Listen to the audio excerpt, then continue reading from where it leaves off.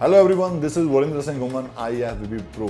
आप सबका स्वागत है मेरे यूट्यूब चैनल पे। गाइस, सलाम, आदाब, नमस्ते, सत श्री अकाल। दोस्तों, ट्रेनिंग की सीरीज़ चल रही है कि मैं अपने शुरुआत में बॉडी बिल्डिंग के करियर में कौन कौन से ट्रेनिंग मेथड्स यूज़ करता रहा हूँ अपनी परफॉर्मेंस को इन्हेंस करने के लिए, अपनी बॉडी को अच्छी बनाने के लिए, अपने मसल साइज़ को गेन करने के लिए। तो आज भी इसमें हम एक स्केड्यूल की बात करेंगे, एक शेड्यूल की बात करेंगे जो बहुत ही इंपॉर्टेंट है, जिसने बहुत बड़ा रोल प्ले किया है मेरी बॉडी को एक कर्व, एक मास, एक साइज़ देने में।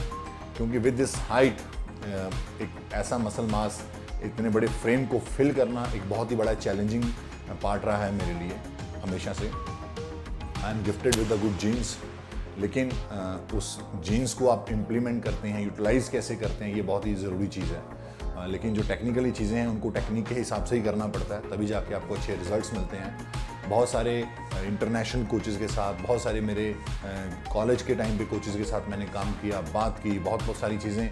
मतलब उस वक्त इंटरनेट इतना होता नहीं था, तो यहाँ से वहाँ से कहीं से इंफॉर्मेशन इकट्ठी करने के लिए बस लगे रहते थे। खुद किताबें पढ़ता था, खुद कुछ ना कुछ सर्च करने की कोशिश करता था।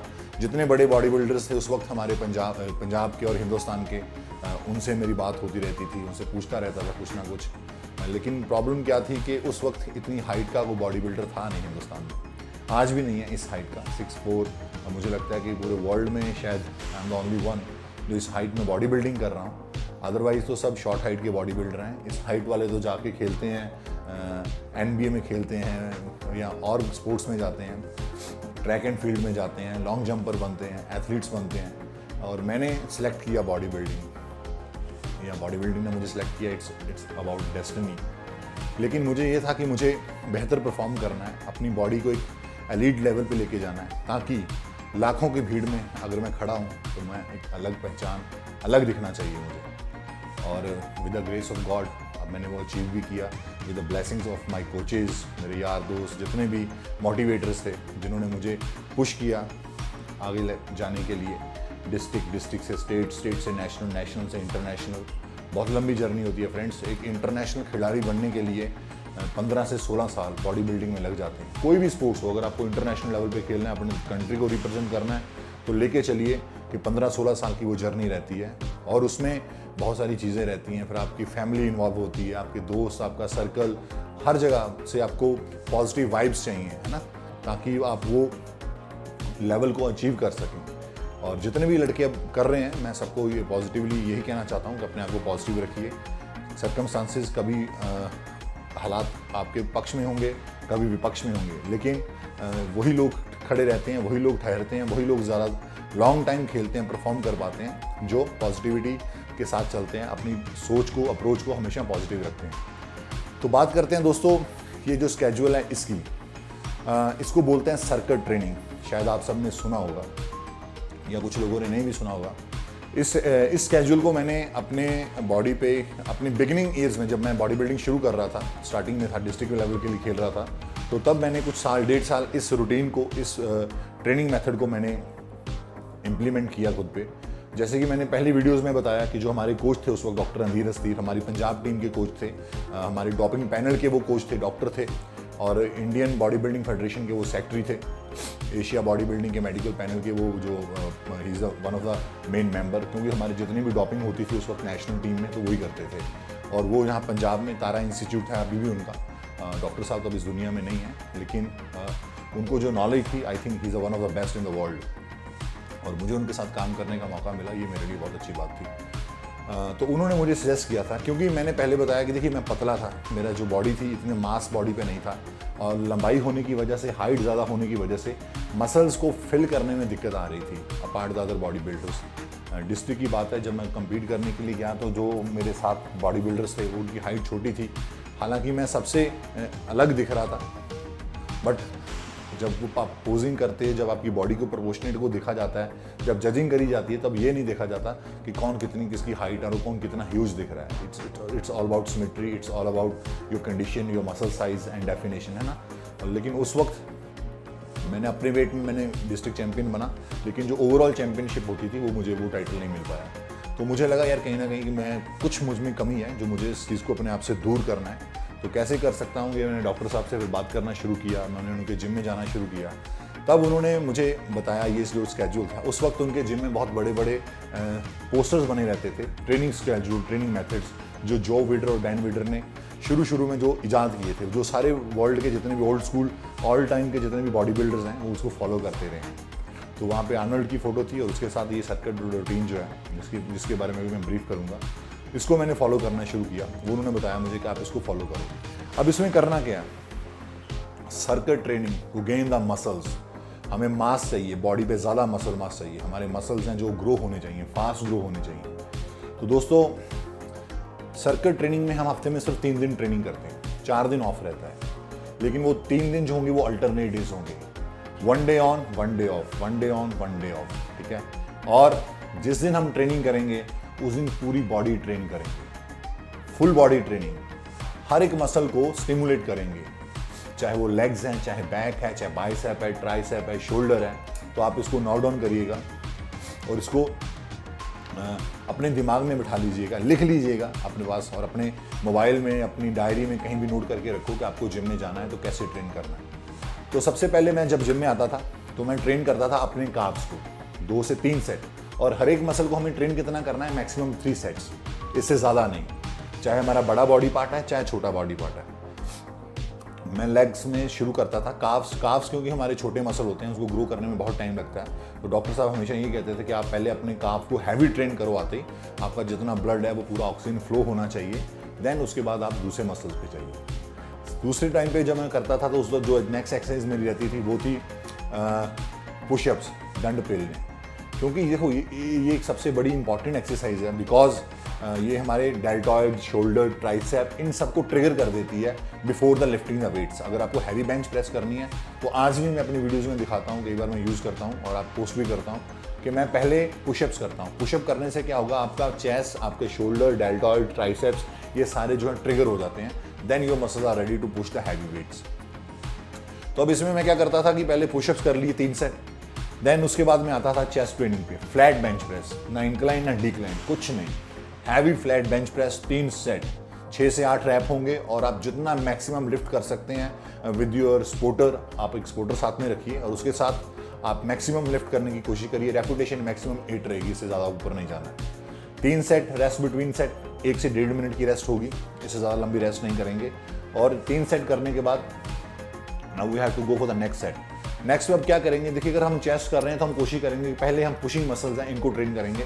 पुशिंग मसल्स खत्म करने के बाद 5 मिनट का break, then back to pulling muscles. Chest के बाद डायरेक्टली शोल्डर्स में बेसिक एक्सरसाइज जो मदर ऑफ ऑल एक्सरसाइज है शोल्डर्स के लिए, military press with the barbell rod, बड़ी रॉड जो ओलंपिक रॉड होती है उसके ऊपर 3 सेट, 2 फ्रंट 1 बैक, ये मैं करता था।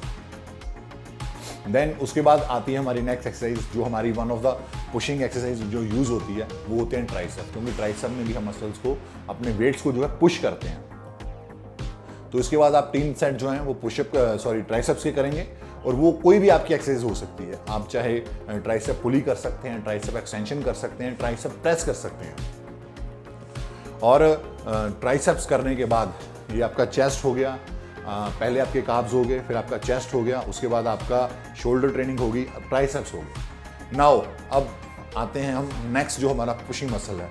अब पुश किस में करते हैं, तो जब हम लेग स्क्वाट करते हैं तो उसमें भी हम अपने वेट को जो है पुश करते हैं।